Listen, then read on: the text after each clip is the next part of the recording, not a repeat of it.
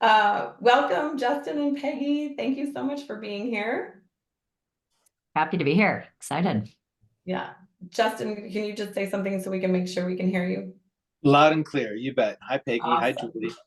Yay. Great, great, great. And thanks to all the participants who are on the call. It's exciting to see a bunch of new names on there as well as some familiar names. So excited to get going. I know we have just a limited amount of time, so I would like to jump right in. I'm Julie Nirvelli. I'm a former brand owner of a natural products. I'm a former Naturally Bolder board member. My passion has always been connecting people and being of service, and that is why I started the Natural Products Executive Collective, or NPEC for short. And I'm so grateful to say that I have not one, but two NPEC board members here on the call, Justin and Peggy. One quick housekeeping item is for the chat, for participants, use the chat to connect with each other and comment. We're going to be monitoring the Q&A feature within Zoom for the questions for Justin, and we'll take those questions at the end. So without further ado, I would love to introduce Peggy Shell. She's the founder of Creative Alignments. Creative Alignments is a B Corp certified recruiting company, and they help companies scale in natural products, climate, and tech. And they build strong teams for impact and growth. I love their unique time-based model. So they charge on time to help find recruits for certain positions. They've been a game-changing partner for companies like RX Bar, Hollow Top, Kodiak Cakes, Cauliflower, and many more. Peggy, welcome. Thank you for being here. Yeah, thank you. Excited to be. Great. And then to steal a line from David Letterman, our next guest needs no introduction. Justin Gold is the founder of Justin's, which is a Boulder-based company that makes nut butter and plant-based snacks. Justin had humble beginnings at local farmers markets, as many of us did, and grew the company to a national brand and eventually was acquired by Hormel Foods in 2016.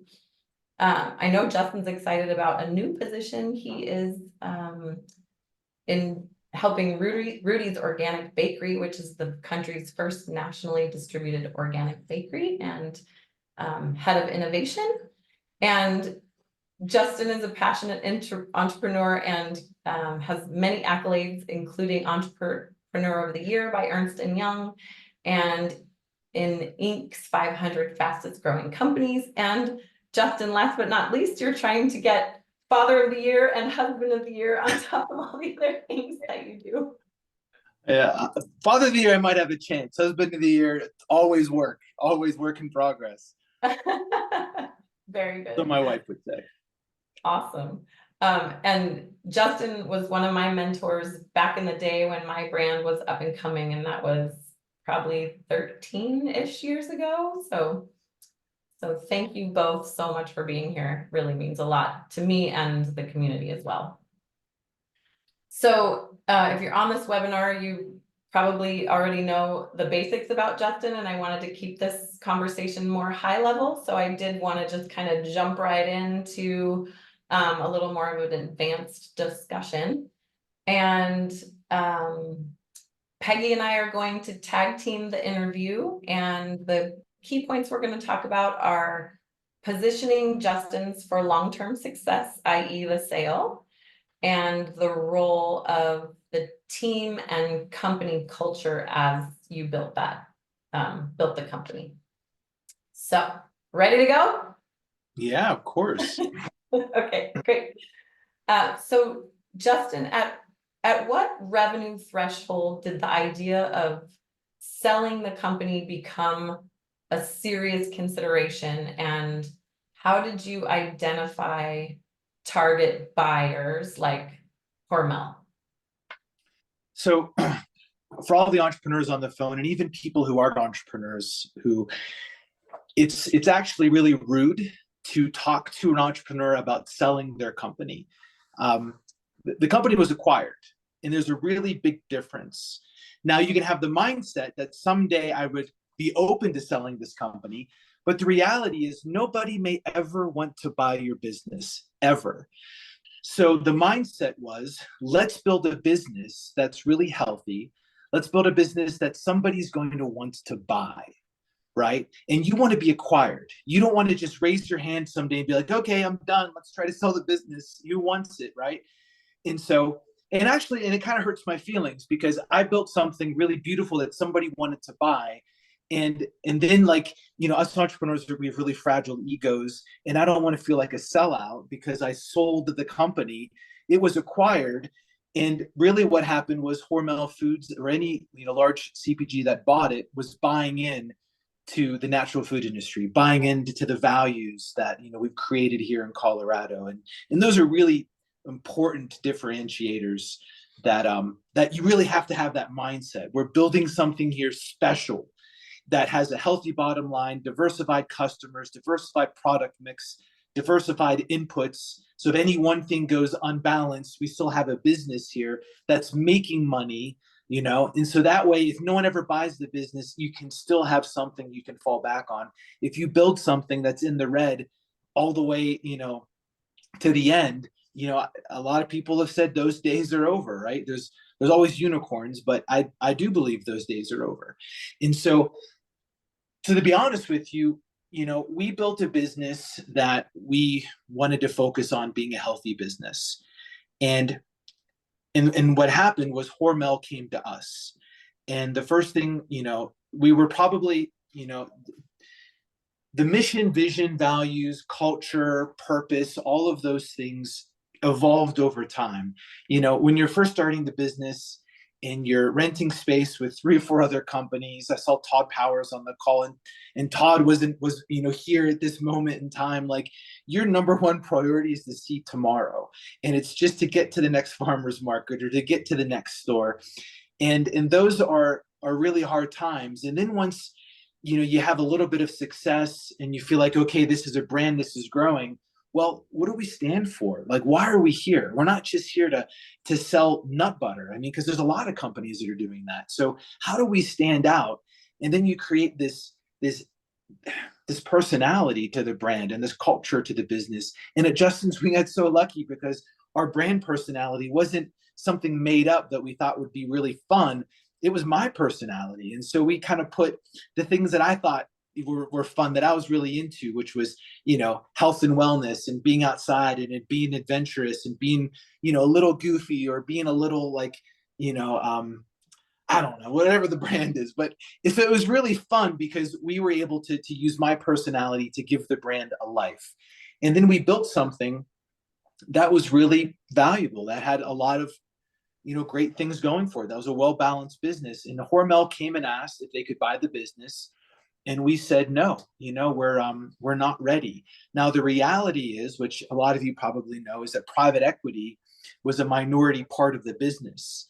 And so I had the opportunity where I could sell the business if I wanted. I could take in debt to buy back, you know, the private equity's interest, or I could find another investor to buy them out. And so although I knew that the business being acquired was a reality, it wasn't what, you know, what drove us. And if that's what drives you, it's going to be really hard because you may not have the outcome you want. And if you don't have that outcome, what do? Right? Hopefully you have such a great business that it's okay. You just keep the business going until the time is right. And so Hormel reaches out, and honestly, we weren't ready. And so we basically told them, we're not ready. We're not for sale, because we weren't ready. And that's exactly like what we needed to say, right? It's not what we meant to say. It's just what happened. And so then they didn't like that. And so then they waited another like 9 months, and they were like, are you ready now? And we're like, no, like we want to get to a specific number, because that was our goal. That's our, you know, you build a plan and you work towards the plan. And then they came back again, and then we're like, all right, let's talk. Like, you know, what do you want? And so we had this conversation, and then another company, a large CPG chocolate company, they came out at that time too. And around this time, we were posting about $100 million in revenue, and we were profitable, and we had a diversified business across almonds and peanuts and chocolates and squeeze packs and jars. And so it was a really healthy business. And we had innovations that were going into other parts of the store and snacking, which didn't work. Like they were working at the time, but they didn't work now. And so it's just like this perfect storm where Hormel reaches out, and then another chocolate company reaches out, and we're like, well, we weren't ready, but sometimes you just got to listen. And so then we're like, okay. So then we started talking to all these companies, and then not like a bidding war ensued, but then they kind of found out that other companies were all interested. And then at that point, it got serious. And what you do is you hire a banker, and the banker kind of negotiates for your behalf, because they know what to ask for. They can be a little more aggressive on some of the terms.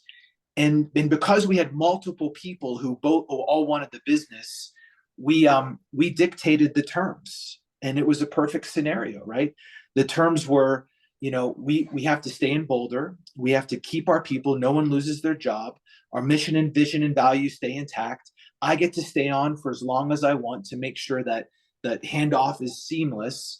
And that's kind of what ensued. And the reality is there was these two companies at the end that really wanted us, and we did not take the highest offer. We took Hormel's offer, which was not the highest. And it was solely because it wasn't about the money. We had an investment thesis, and we got the number we needed. It was fine. Any more above that number didn't matter, because the other company didn't have credibility in integrating and treating natural product companies right. And I knew that if they bought us, acquired us, that in 3 to 4 years, the company would probably just be a side note in their business. And that's not what I wanted. I wanted this organization to continue to thrive. And Hormel had a reputation with Applegate and with some other natural brands to really honor the founders and honor the mission, vision, and values. And I liked that Hormel was a protein business, and we were part of their plant-based portfolio. They had Skippy in the portfolio, so there were some synergies there, and it just felt like the right thing. With that said, I did have nightmares being a vegetarian, and Hormel being the largest pork producer in the country, that PETA would show up at the office or be spray painted with red with blood. And, because at the end of the day, is this still the right decision? Who knows, right? It's just, but at that moment, it felt like the right decision. That's amazing insight, and I'm so glad you educated me, especially about that difference between selling and being acquired, because you're right, it is a huge difference. And I love also that you built the company to be healthy in all of those ways that you mentioned. Peggy, you had a question for Justin about I have that. a million questions now. I know, so do I. I'm like, we only have half an hour. Sorry. Yeah, no, all good. I mean, I want to know a lot of things about, could this still work in this landscape? What has changed? Maybe we get to those questions later, but I'm really passionate about the people side. I believe that culture is everything, especially in this day and age, I believe we're all in the people business, regardless of what our business is. You're selling to consumers, but you also had to hire, and you had to retain them. And there's a lot of hiring costs, involved in a bad culture or a good culture, right? So I would just love to hear the journey as it relates to your people and the intentionality or lack thereof, maybe at first. I'm not sure. And then how that evolved with time. And then, what the transition might have been like for those working at the company, as in every stage, but definitely at the acquisition. Yeah, I'd say the hardest part for me personally was I was the only person, out of the 75 people that we had, that was there from the beginning to the end, right? I think Lauren Lordy and Mike Draper and Rick Morris were there for the longest time, which would have been instead of 25 years, 20 years. But, I really had hoped that the people who were with me from the beginning would be the same people with me at the end. And the reality is that's really hard to do. And for a lot of reasons, we went from, our own manufacturer, because at the end of the day, when you're a small manufacturer at the farmer's market and you're trying to get a co-man to make your products and their minimum order quantities are, I don't know, 100,000 units, and you only need 5,000, like, guess what? You're a manufacturer. Like, no one's going to do that for you. So we're a manufacturer, and then we got our volumes up to the right size where we could offload our manufacturing to a local manufacturer or to someone out of state. And then so the business changed. And when the business changes, some people can change with the business and some people can't, because they're really good at their specific job, and that's what they should be doing, not making sales calls or doing demos at stores. And so that was really interesting. As the business needs changed, the people changed. And the one thing that I'm really proud of is I always would try to hire ahead. I would hire people who are smarter than me, who had higher titles than me, because honestly, like, I wasn't afraid to say that I don't know what I'm doing and I'm here to learn from you. And I would bring people into the organization who, and I would let them lead, and I would learn the whole way. And that made all the difference. And some of these people are really expensive, either with equity or with salaries. I paid myself last. And so everyone else got paid ahead of me, because I knew that for this to be successful, it wasn't going to be on me. It was going to be on, everyone around us. And the other thing that we did, which doesn't work for everyone, and I give Lance Gentry credit for this, is we worked at such a high level of intensity that we never had to let anyone go. That it was such a high level that if people couldn't keep up, they would leave, because it was the pressure was too much, or it was just, it just wasn't the right fit. And it was hard, because when you're scaling a company, you'd like to think that, there's all this balance, and there's a little bit of balance because we live in Colorado. We can go on hikes and we can access nature pretty quickly, but we moved really fast. And I knew we had a window of opportunity, like, we were in the peanut butter category. Like, who disrupts peanut butter? Like, no one. It's this stale, been forever category. And when we went in, like, we opened up everyone's eyes. And then I had this immediate sense of paranoia that if we don't move fast, like, someone else is, and we're going to lose. And I don't want to go back to waiting tables. Like, this has to work. And so we moved really fast, and that sense of urgency isn't for everyone, right? It's not a healthy life, but we had to do it in order to grow. And so back to culture, and so that was a part of the culture, was the sense of urgency, and everyone showing up and working really hard and being available on weekends and coming back from Expo and not getting 3 days off. It's going right back to work even though you worked over the weekend. And so it was just this pace that we had. And but if you're really good at what you do and you work with people you really enjoy, it's fun. Yeah, that's fair. And I think that's being clear on your culture when you hire, probably, and people get to opt into that or not, right? You're not saying, hey, we're super about flexibility and whatever. We're fast paced. But you have to earn it, right? So whenever we got to the 35 to 50 million, now, yes, you can bring dogs into the office and we can do flexible Fridays, and you've earned it now. But to get to that really took a lot of effort. Yeah, that's interesting. Yeah, good. That's helpful. Thank you. That makes a lot of sense.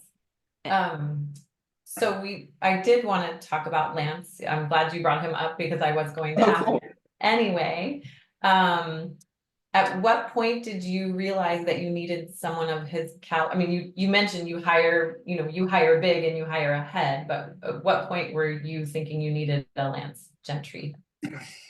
So Lance did two things for me. So I realized I needed Lance because I got so lucky, right? Like, so I was making jars of peanut butter and almond butter, and they were different because they had different flavors and different varieties, but it really wasn't working. The economies of scale weren't there, the prices weren't there, the margins weren't there. And so I'm on a mountain bike ride and I'm eating an energy gel, and I'm like, God, why aren't they putting peanut butter in the squeeze packs? And then I find out that the large co-mans who do ketchup, mustard, mayonnaise, whatever, hand lotion, hair lotion, whatever, that, you know, they won't touch peanut butter because of the cross contamination of a known allergen. And so nobody was doing peanut or almond butter because they didn't want to share equipment. And so to me, that was like a great opportunity. And so I borrowed $75,000 from my roommate's parents, which is my best, you know, and worst mistake. And I borrowed that money. I bought a squeeze pack machine. And with that squeeze pack machine, you know, brought it to Boulder. It took us a year to figure out how to make a squeeze pack. But once we figured it out and figured out where it belonged in the store and the right price and the right everything, it started to work. And then it created this extreme sense of paranoia and urgency, and that we had something really important here. So then I went out to try to raise money from angel investors, right? And so I'm 24, 25 years old, and I'm trying to raise money from angels, and I'm looking for about $1 million. And at that point, we probably posted $750,000 of revenue, you know, kind of trending towards $1 million on a run rate. And I had this business plan, and we had it wasn't a high value, but it was 0809, and people are upside down on their homes, and mortgages were out of whack, and the sky was falling, and so people weren't investing in companies. And so I was trying to go out and raise money, and I kept getting no's, and I kept asking why, because if you're not curious, you're not going to get anywhere. And why? And they're like, well, Justin, you know, you're really passionate, and I think this is a really interesting idea. But, you know, how many companies have you run before? I'm like, this is my first one. Oh, okay. How many investments? How many times have you, you know, returned money to an investor? And I'm like, never, you know. And they're like, well, you know, I don't have any confidence that you can actually deliver on this plan. And I got the hint, and I'm like, you know, how can I overcome, you know, your objections? And like, well, you know, bring people into the organization who actually know what they're doing. And so at that point, you know, I had people in there who knew how to help me make jars or help me sell at the farmer's market, but not grow this into an organization that actually return an investment to an investor. And so at that point, I did two things. I created a board of advisors, and my board of advisors were people who had industry experience and gave me credibility. And I had John Maggio, I had Peter Burns, who was then and then Jane Miller, and then I had Haas Hassan, and they were all given a little piece of equity to be a part of the board, and they were my sounding board, and they gave me credibility. And then I hired Lance Gentry, and I hired Lance as my internal source of credibility. And Lance and I would go out there and try to raise money together.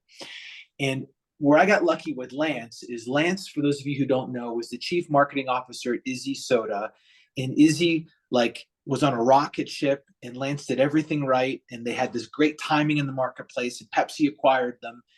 And then Lance was, you know, had riding this wave of success, and then he goes and works for it called Mocha Pay, and it was a mobile payment from your phone, and it was a brilliant idea.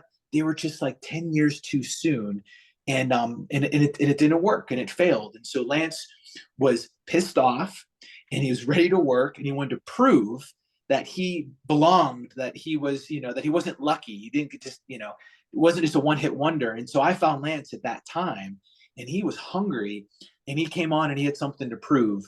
And so he proved it. Like, he worked his ass off and helped me build this organization. And I got really lucky to spend the time with him that I did. That's amazing. Yeah. Thank you for sharing all that. And your passion is infectious. I know everybody on the call is feeling it. So that's very cool. And so I appreciate what you're doing, because you can give entrepreneurs a lot of credibility by knowing they have an access of people. And that's what makes Boulder really special, or Colorado, or Denver, or whatever you want to call it.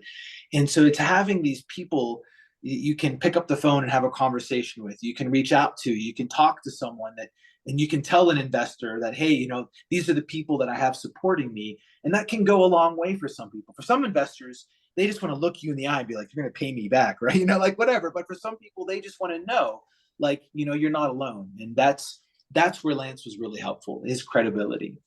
I'm sure a lot of those investors that you went to initially who said, no, I mean, how can I trust that you're going to do anything with my money, are kicking themselves now. So, so that's good. That's got to feel good. How much do you think timing and market comes into play? I mean, I'd like to think in some respects, given you were you were not a trend. You were, I mean, you were in that you are the one who figured out how to innovate on a really like long-standing old school product and market. So in some respects, you know, timing doesn't matter because you innovated, right? And that you created the timing. But could you do it again right now? Like, what are things that like you'd have to do different in this current marketplace versus like, I would have done all these other things that you've already mentioned again and again and find the same success? That is such a complicated question. I don't know. I honestly, I keep saying this. My timing was really good. Like, and tell you why. So first of all, 0809 was in kind of like now. Like if you're creating new products now, this is the best time to be creating new products because the economy's maybe down, maybe rebounding back up. Interest rates are maybe going up. Maybe who knows? It's an election. Like no one's spending money. And so what's interesting is in 0809, no one was spending money. But guess what? Whole Foods and retailers still want to carry new products. And so when no one's carrying new products, but you are, you'll get shelf placement, hopefully, because you're differentiated in the category and the price is right and blah, blah, blah. But so we got some good shelf distribution in a down economy. And so we got all this great distribution. And then the economy started to rebound. And guess what? We were on shelf and we were first. And that made a huge difference. And so that was really interesting to be first out of the gate to disrupt the category and to get a lot of credit for that, which was nice. And then, we rebranded the company and we used TDA, who did an incredible job. And the brand really worked. It really spoke to a lot of people. It elevated peanut butter from this circus product to like this really like white tablecloth, but approachable for everyone product, which was really nice. And then like at that same time, like paleo comes out of nowhere and everyone wants plant-based nutrition and keto is coming on and people want, low carbs. And we were just at the right place at the right time with these products.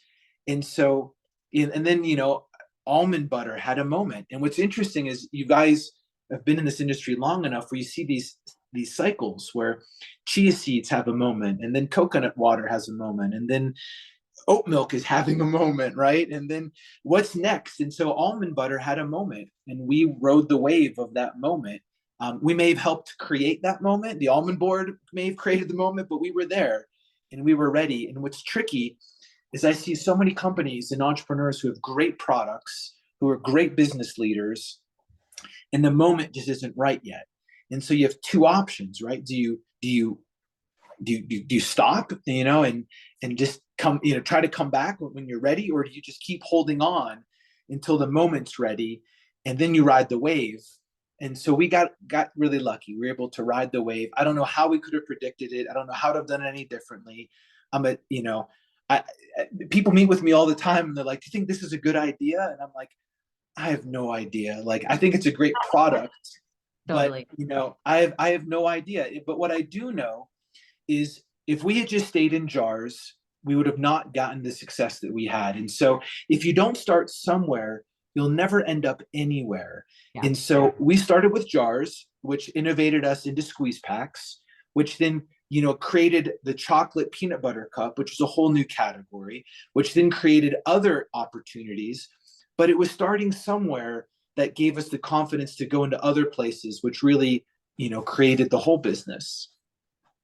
Yeah, that's amazing. So Justin, you started to allude to that piece that I think is really important also, is how do you tap into a community? And, we all don't know what we don't know and what we need to know. So you mentioned the ability to reach out and tap into resources. How were you able to do that? How did you build those resources, et cetera? I paid for a lot of coffee. You gave me a lot of peanut butter. it was, honestly, like it's no secret. I went to CU's business school library and I wrote a business plan, and I got help from some CU professors. I was in a library on like a weekend in the summer, and someone saw me there and they're like, what are you doing? And I'm like, oh, I'm writing a business plan. They're like, what class is this for? And I'm like, oh, I'm doing this for fun. And I'm like, well, who are you? And like, well, I'm a professor here. If you ever want to run that by me. And it was just like, just being out there and showing up, and being fearless. Like I would, I remember asking people who were really high level organizations for coffee, and I got a few no's, and then I realized, oh, I need to earn my way to get to those high level people. So then I would start with people who ran sales routes, or people who were in the back end of an office, and then I would get the credibility to take someone out a director level, and then maybe a executive level, and then maybe after a few years I could reach out to the founder of some of these companies, because now I had real questions. If you come to me with a question like, how do I get into Whole Foods? Like, don't waste my time. Like, there's so many other people you can talk to figure that one out, versus, you can ask me questions like, hey, we're at $15 million and we have all these challenges. Like, how do I get to here? Like, so you have to earn the opportunity. And so I just wasn't afraid to ask, but then I learned, you have to earn it. And so I would start where I could start, and then I'd keep taking people out for coffee and asking questions. And I kept a notebook everywhere I went. I would take notes and keep track of who I spoke to, what I learned, and was just always kind of on top of it. I love that. And to what you're saying is, even as you grew above 10 million, 15 million, you still needed to plug into a network of people who could help you. So I think this is a perfect segue into just a little bit quickly about the Natural Products Executive Collective. And when you and I first talked about this concept that I had and the idea that I had, what was it that drew you to thinking that it was a great idea? Well, I think that Naturally Boulder is a great organization that kind of like gets you off the ground, right? And so once you're off the ground, now what, right? And so the challenges that you have when you're a startup are different than the challenges you have when you're a $10 million company, or a $25 million company, or a $100 million company. And so it's just knowing that there's a resource you can tap into every step of the way. Now, in my case, I had a lot of relationships, with founders at all levels of companies, because, when you find a company you love, you really emulate them and you reach out to them. How'd you do this? How'd you do that? And then when private equity was involved in the business, BMG invested in a minority stake, and they're a really good organization. I was like, hey, can I have access to people at Kind Bar? Can I have access to people at Pretzel Crisp, Pirates Booty, Spindrift? And I could network those executives through there. If I didn't have that as a resource, it'd be really hard to find people at that level to connect with.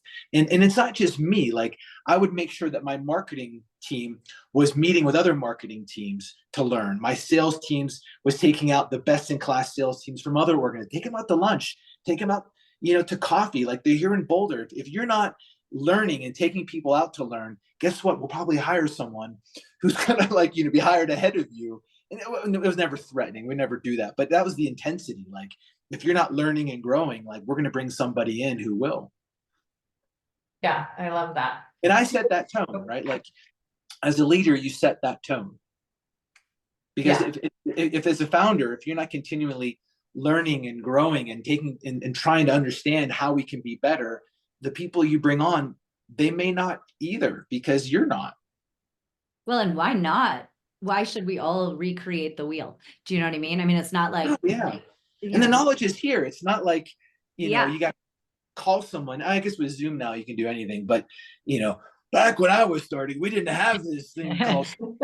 And so, we had to take people out both ways. Yeah. Yeah. No, I hear you. And I would second that. And actually I have my own circles of industry groups that I learned from, Slack groups of other entrepreneurs at the same size, but to have one specific, like a platform that's specifically for executives in the natural product space, where they're grouped with the companies around their size. I'm sure there's going to be some cross, smaller companies to learn from bigger companies and whatnot. I know there's Startup CPG, which is an awesome community, but that's for startups, and that's early stage. And I think what you're building is awesome, Julie. I'm really excited about it.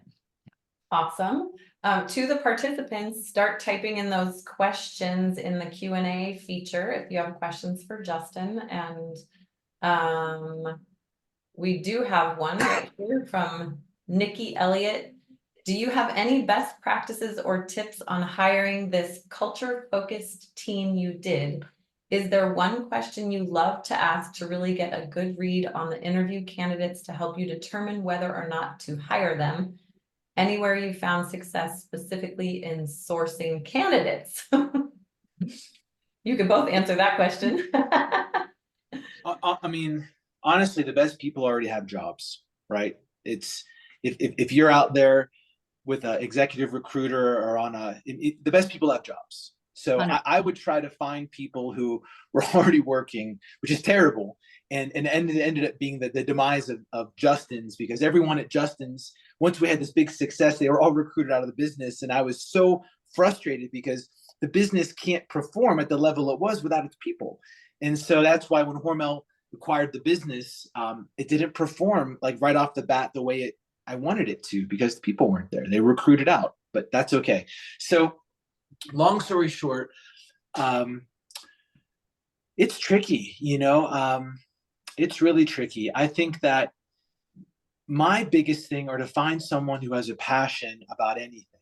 If someone's passionate about something that's outside of work, right, it gives me the insight that they really love to work hard. And that was something important to me. And so, my passions are around cycling or skiing or, climbing or outside activities. And so, clearly if I could relate with someone on that, it gave me a lot of, a lot of, what's the right word here? Comfort, because we could relate on something. But if someone's just passionate about something, it means they have the ability to work hard. And as far as finding good people, how did we find good people? It's, I'd like to say if you run a great organization, they'll come to you, but it's not always like that. What I would do is before we partnered with VMG, I talked to every private equity and every venture capital group, all of them. And here's what's really interesting. I was really afraid of them at first. And then I asked myself, well, how am I afraid of these guys? Well, because, they're terrible human beings, and they drink the blood of babies, and they pump and dump these companies, and they're, and so then I tried to overcome my fears and get to know a lot of these people. And most of them are really good people. Some of them, are just businessmen, and that's not fun. But the reality is they're all looking for good businesses and good brands, and they just don't know who's going to be the next big business. And so they are super informative, and they want to give you good advice. And because they want to give you good advice, so that way someday, whenever you are in need of money, you're going to have a good memory with that, individual or company or organization. So I would literally ask a lot of these venture guys, hey, do you guys know any good candidates for this position? And they'd be like, you know what, I know someone who's not so happy it's there, and I worked with, and so I did that a lot. It was actually a great way to find people. Well, Peggy, and do you want to take a minute to just a sec, because I know there are a lot of other good questions for Justin, and obviously Nikki, I'm happy to talk to you offline, but that's what we do daily at a scale level, right? So it's not the founder who's got other things they need to be also focusing on making these calls to the executives, but that's, I 100% agree. Most of the best candidates are employed already, unless there's some unique situation, which can happen for sure. But also, having the employment brand in place, being clear on who you are, what's the employee value proposition, so you can sell that to candidates as you reach out to them. I think that's also super important. So sourcing candidates from your network, though, is, key. Awesome.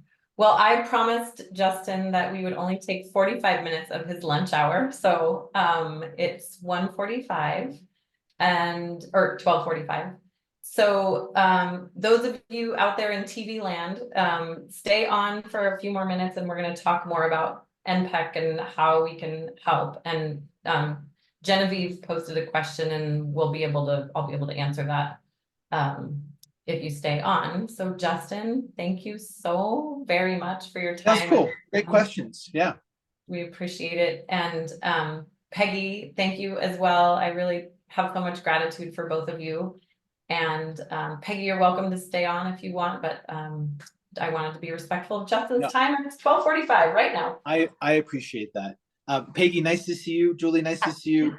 Thank you, everyone. I thought there'd be like, 2 or 3 people, and there were a lot of people, so it's really great to see everyone, especially some names that I knew. So it was really nice. Thank you. Thanks, Justin. You're awesome. Thank you. Peggy, do you want to stay on, or are you going to jump off? I'll stay. Yeah. Okay, awesome, great. That So yes, so I cracked myself up with those of you in TV land. Stay on. So I hope everybody really enjoyed that chat. It went by way too fast, and I'm sure we could have talked with him for 3 hours if we had the opportunity. So, if you're on this webinar, the point was to be able to tap into someone else's knowledge and experience, i.e. Justin, and that's really exactly what NPEC is all about. And before you think that this NPEC isn't for you because you're a $10 million brand, that's what we were, talking about earlier, is you really need that support and to be able to tap into a network as your company grows. So NPEC's designed to supercharge your team's decision-making ability so they can tap into their peers. That happens in several different ways. Not only is the company partner, in the same tier as other like-sized companies, but then within the roles within that company, so CFOs, COOs, CMOs, etc., will have topical discussion boards that they can opt into to stay on top of, the information that they are looking to have and interact with those peers. And the other thing we'll have is virtual monthly cohort forums. So those are a group of 10 people, again, CFOs of $20 million companies or 8 million, very confined into being peers of one another. And then what we were coming up with too is just, I have so much belief in, if we can tap into this collective knowledge and get answers faster and get our time back by not having to reach out to our Rolodex of people, but just having access kind of quickly on the platform. So Peggy, I'm going to share my screen, but so while I'm figuring that out, because I'm a webinar rookie, if you have any comments about that, that would be awesome. No, I don't. I mean, like I said earlier, I am a huge believer in learning from others. I think that, again, as I said, why recreate the wheel when others have been, already walked the walk, and maybe are 2 steps in front of you, or maybe you're lateral and you've got something to teach them and they got something to teach you, and you learn from each other. And I really do think this particular opportunity is missing in this really vibrant industry of so many giving people. And I believe if you give, you receive, etc. So I just think there's a ton of value that's going to be gained by companies of any size, really, but especially in this later, like not quite startup, next stage, and or bigger organizations that need to learn from each other, need to bounce things off each other, need to have a support system, right? So yeah, I'm a fan. And on the platform, we have amazing service providers. I'll get into that. I'll just stick with this, and then I'll talk a little bit more about that. So right now, because we're in the pre-launch phase, we're offering founding memberships, which is 50% off for life. And a brand's logo would get featured on the NPEC website. And the reason we're doing that 50% off for life is early adopters. We're building this platform, and like any community, it'll take a bit of time to build it. And while it's being built out, I have a team of people ready to make sure questions are getting answered quickly and solutions are provided through my network of people, through service providers who are engaging, and also our advisory board. We have exclusive pre-launch deals. My favorite deal is that if you join now, we give you $1,000 credit in service toward a provider like Peggy. So if you are needing some recruiting and you join, you get to spend $1,000 with creative alignments, and NPEC is supporting that effort. And a lot of the pre-launch deals have a limited number of redemptions. And because this is our first webinar, we thought we'd be able to share links in the chat. I had somebody helping me in the back, and they're not able to share a link on the chat. So I will send out an email after the webinar that will have the launch deals as well as the webinar recording. And as soon as somebody joins, we've negotiated discounts with service providers that can't be had anywhere else. So that we're adding them all the time. So right now we have $10,000 worth. If you worked with every service provider, which you obviously wouldn't all at one time, but that would be a $10,000 value. And what I'm really excited about is if an NPEC member is looking for a service provider and we don't have that person or that service yet, tell me, I'll go out and I'll do the research and find the best service provider, and then I'll negotiate NPEC member discounts. So just having so much value to help take things off your plate. And if you join today, which I'll be sending a link out in the email, you'll get entered into a special prize package, which has over $1,000 in value, which includes an executive coaching call, consultations with Fred Stork, who's the retired VP of Beyond Meat, a half-day executive session with Mindful Your Business, and a few more things. I'll include all of those in the follow-up email as well. And the sooner you join, the more of those limited redemption offers are available, because some of those will go away. And then we just have a guarantee that you'll make the equivalent, save or make the equivalent of the cost of your membership, your annual membership, or we'll give you your money back, because it's such a robust way of helping people get their time back and solve problems faster.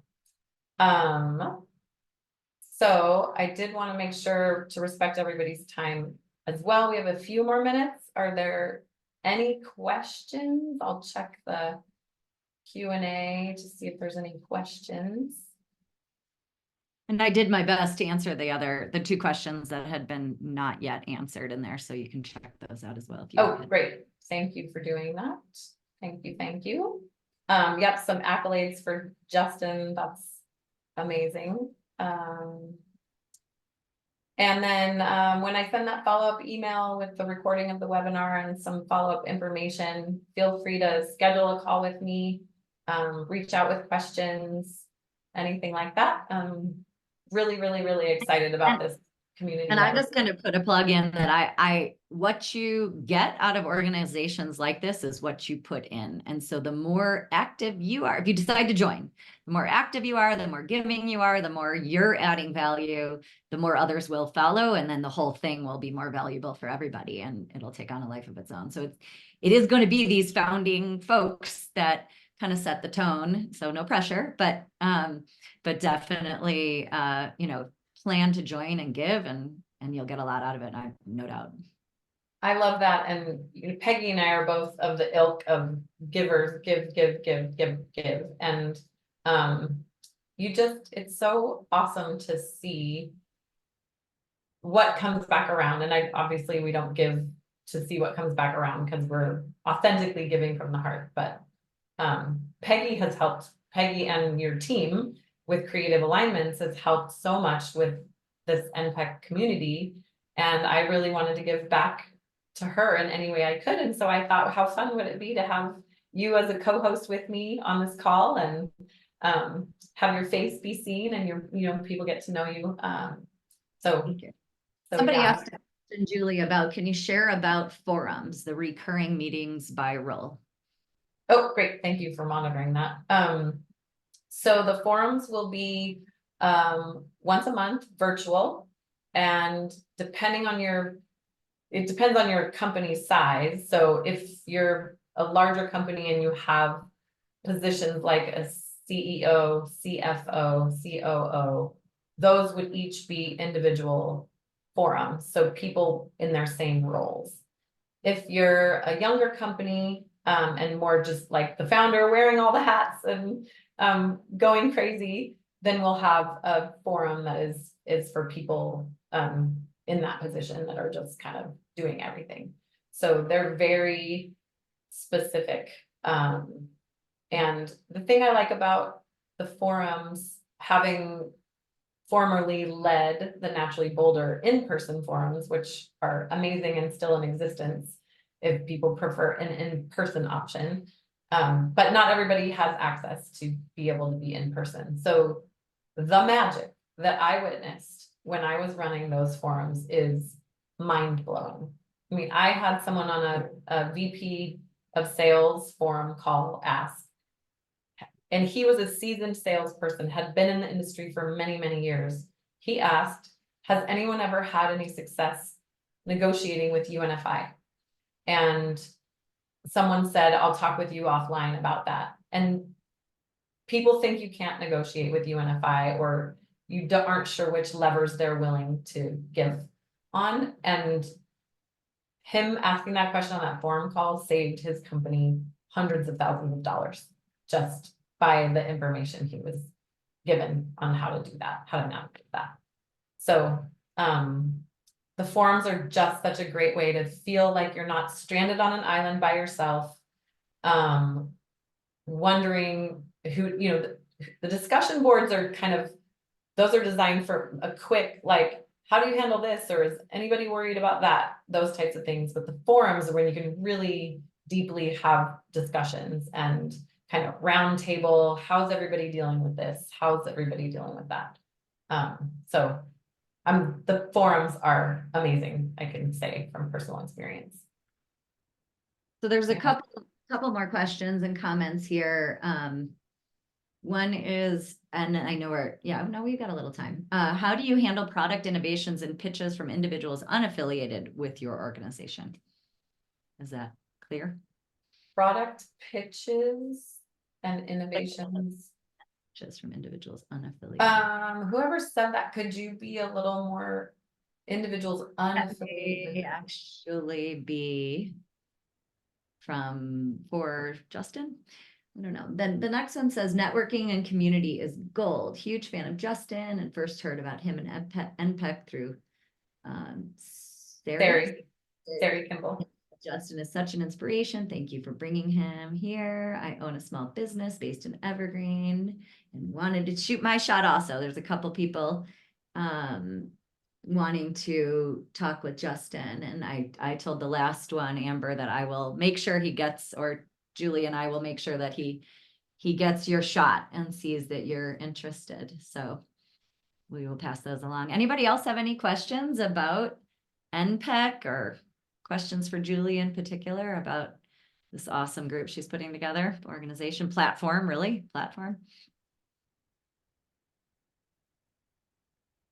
I don't see any others. All right. Cool. Well, for most of you on this call, we will see you at Expo, if not sooner. So rest up starting now. Thinking sleep. And reach out to me if I can be of help with anything related to your culture or your talent or your recruiting processes. I'm more than happy to help. And Julie, reach out to you. And I was going to say, again, Peggy's model is totally unique in that space, and where normally you would pay a big fee as a percentage of someone's salary for a search and placement, you do a different model with, and so I highly encourage anybody to chat with Peggy's team if you're looking to build your team. And Peggy, we should brag about you for a second because we have 1 minute left. The award you got from Outside Magazine as being one of the top employers. Oh yeah. Right?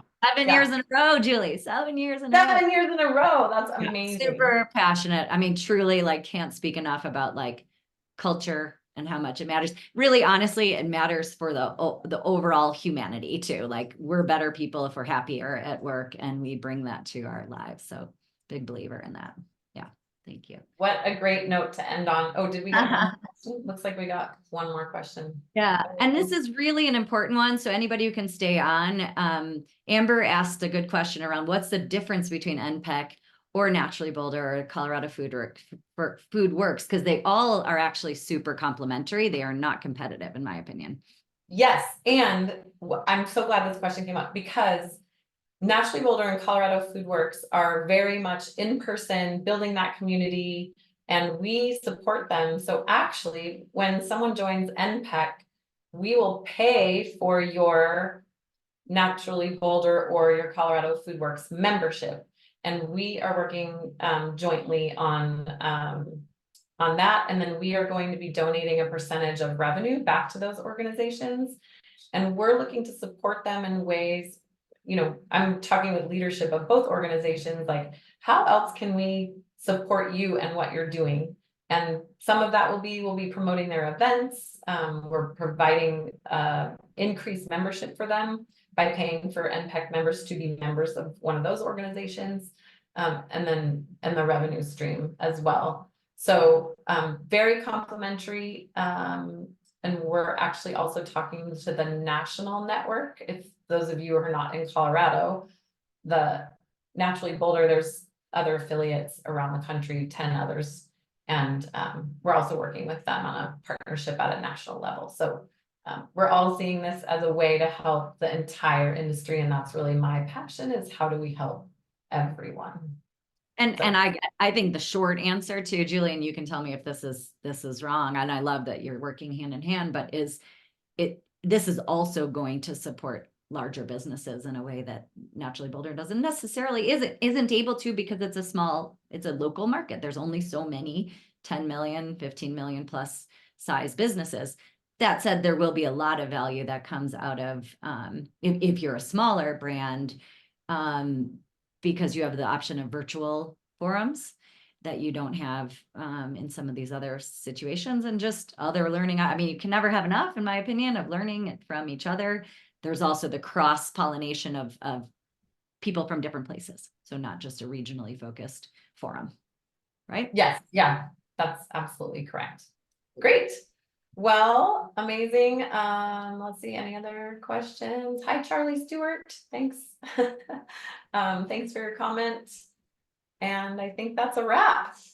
Cool. Bye, everyone. Thanks so much. Thanks, everyone. Thank you, Peggy, so much. Appreciate it. Bye. Okay, bye. Really fun.